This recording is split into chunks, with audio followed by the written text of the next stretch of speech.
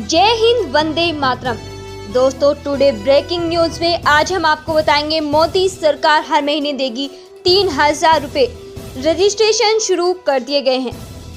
यहाँ तो अस्पताल का आधा स्टाफ ही निकला कोरोना पॉजिटिव। मचा हड़कंप। निर्माण और खेती किसानों समेत इन कामकाज की सोमवार से अनुमति। चिकन मटन की दुकानें भी खुल जाएंगी। बड़ी खबर आ रही है, जायरा वसीम ने बबीता फोगाट को दिया मुंह तोड़ जवाब, बोलती बंद ही कर दी। उसके बाद आ रही है सीएम योगी का एक ऐलान, यूपी के इन 15 जिलों में पूरी तरह होगी तालाबंदी, मंडराया खतरा। साथ ही बड़ी खबर निकल कर आ रही है, मध्य प्रदेश में 3 नए जिले बनाने को सरकार ने दी मंजूरी। दोस्तों, यदि आपने हमारे चैनल को सब्सक्राइब नहीं किया है तो लाल बटन दबाकर चैनल को सब्सक्राइब करें। तो चलिए शुरू करते हैं टुडे ब्रेकिंग न्यूज। दोस्तों, बड़ी खबर निकल कर आ रही है, मोदी सरकार हर महीने देगी 3000 रुपए। रजिस्ट्रेशन शुरू। प्रधानमंत्री नरेंद्र मोदी जब से केंद्र की सत्ता में आए हैं तब से समय समय पर नई नई योजनाएं लाते रहे हैं। अब इस श्रृंखला में एक और योजना शुरू की गई है। केंद्र सरकार ने एक नई योजना शुरू की है जिसका सीधा फायदा उद्यमियों और स्वरोजगार करने वालों को होगा। आइए जानते हैं इस योजना के बारे में विस्तार से क्या है। प्रधानमंत्री श्रम योगी मनधन और राष्ट्रीय पेंशन योजना से लाखों लोगों को फायदा होगा। प्रधानमंत्री श्रम योगी योजना के तहत 1 करोड़ लोग और राष्ट्रीय पेंशन योजना के तहत 50 लाख। श्रम मंत्री संतोष गंगवार ने कहा है कि इस योजना के तहत नामांकन करना आसान है और आप केवल 55 रुपए से 200 रुपए की मासिक किस्तों के साथ इस योजना का लाभ उठा सकते हैं। यदि आप 30 वर्ष से अधिक आयु के हैं तो आपको इस योजना को 60 वर्ष की आयु तक देने के लिए 100 रुपए की मासिक किस्त देनी होगी। इसके बाद 60 साल की उम्र में उन्हें महीने में 3000 की पेंशन मिलती है।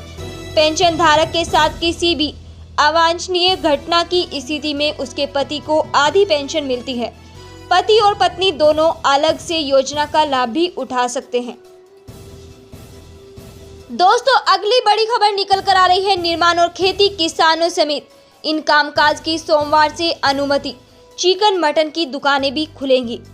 राजस्थान सरकार ने कोरोना वायरस लॉकडाउन में कामकाजों के परिचालन को लेकर नए दिशा निर्देश जारी किए हैं। इसके तहत 20 अप्रैल से 3 मई तक राज्य में निर्माण उद्योग, माल परिवहन और खेती किसानों से जुड़े कामकाज की अनुमति होगी। हालांकि इस दौरान लोगों को सोशल डिस्टेंसिंग का पालन करना होगा और मास्क पहनना अनिवार्य होगा।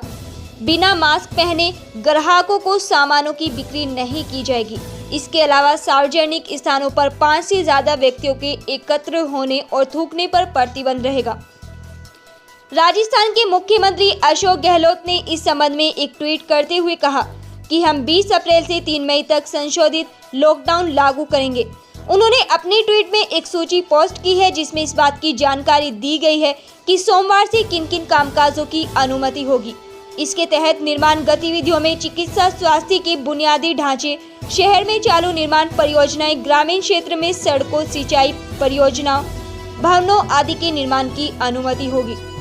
इसके अलावा सभी प्रकार के माल वाहनों की चलने की अनुमति होगी। सभी इलेक्ट्रॉनिक कॉमर्स कंपनियां, electrician, plumber, motor mechanic, carpenter, courier सेवाओं की अनुमति होगी। उद्योगों के संबंध में दवा इकाई, तेल मिलों, चावल मिल आदि की अनुमति होगी। इसी तरह सोमवार से किराना दुकान, फल एवं सब्जियों की दुकान, मीट, दूध, दही की दुकानें खुलेंगी। रेस्टोरेंट और भोजनालय के भी खुलने की अनुमति होगी, लेकिन वे सिर्फ होम डिलीवरी कर सकेंगे। हालांकि गृह मंत्रालय ने रविवार को स्पष्ट किया है कि लॉकडाउन के दौरान ई कॉमर्स कंपनियां द्वारा गैर जरूरी उत्पादों की आपूर्ति पर प्रतिबंध रहेगा। दोस्तों, अगली बड़ी खबर निकल कर आ रही है, जायरा वसीम ने बबीता फोगाट को दिया मुंह तोड़ जवाब, बोलती बंद ही कर दी। अभिनेत्री जायरा वसीम सोशल मीडिया पर काफी एक्टिव रहती हैं। वे आए दिन सोशल मीडिया पर बेबाकी से कई मुद्दों पर अपनी राय रखती हैं। एक बार फिर जायरा वसीम ने अपने ट्वीट को लेकर सोशल मीडिया का चर्चा बनी हुई है। जायरा के इस ट्वीट को लोग ने अंतर्राष्ट्रीय पहलवान बबीता फोगाट से जोड़कर देख रहे हैं।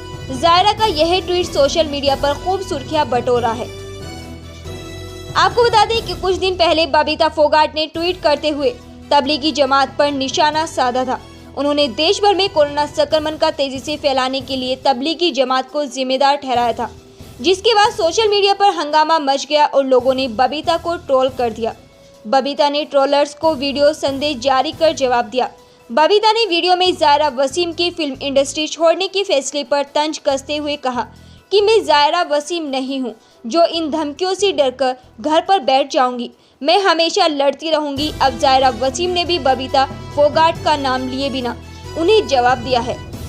यदि आप बबीता फोगाट को सपोर्ट करते हैं तो उन तक यह बात ज़रूर पहुंचा दीजिए और उनको बोलिए ध्यान से कान खोलकर सुन ले। ज़ायरा वसीम ने जवाब में ट्वीट करते हुए लिखा कि मैं अपने अहंकार से अपने अज्ञान को मजबूत ना होने दें। जब आप सत्य की तलाश करते हैं तो विनम्रता के साथ तलाश करें। ज़ायरा के इस ट्वीट को बबीता फोगाट को जवाब समझा जा रहा है।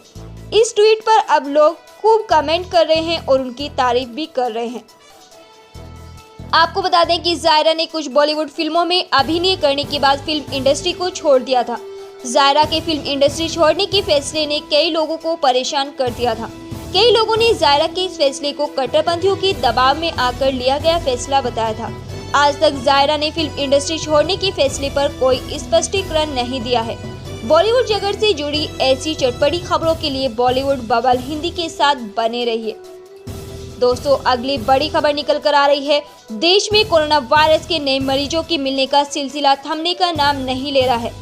इसी बीच मुंबई से आज 148 मेडिकल स्टाफ के कोरोना पॉजिटिव पाए जाने की खबर रही है, जबकि कुछ और लोगों की रिपोर्ट आना अभी बाकी है। उधर मुंबई के ही वर्कहार्ट अस्पताल में कोरोना के 26 नए केस सामने आए हैं और ये सभी यहाँ के मेडिकल स्टाफ हैं। इस हॉस्पिटल से अब तक कुल 80 मेडिकल स्टाफ कोरोना ग्रस्त पाए गए हैं।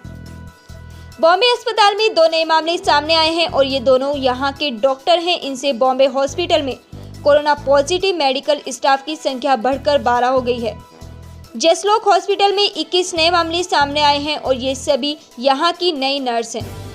भटिया अस्पताल 35 स्टाफ कोरोना पॉजिटिव मिले हैं। महाराष्ट्र के ऑरेंज और ग्रीन जोन कुछ इलाकों में उद्योगों की अनुमति। उद्धव ठाकरे महाराष्ट्र के मुख्यमंत्री उद्धव ठाकरे ने ऑरेंज और ग्रीन जोन के कुछ इलाकों में अनुमति दी है। 27 अप्रैल तक बंद रहेगा इलाहाबाद हाईकोर्ट। कोरोना के बढ़ते मामलों के बीच इलाहाबाद हाईकोर्ट अब 27 अप्रैल तक बंद रहेगा।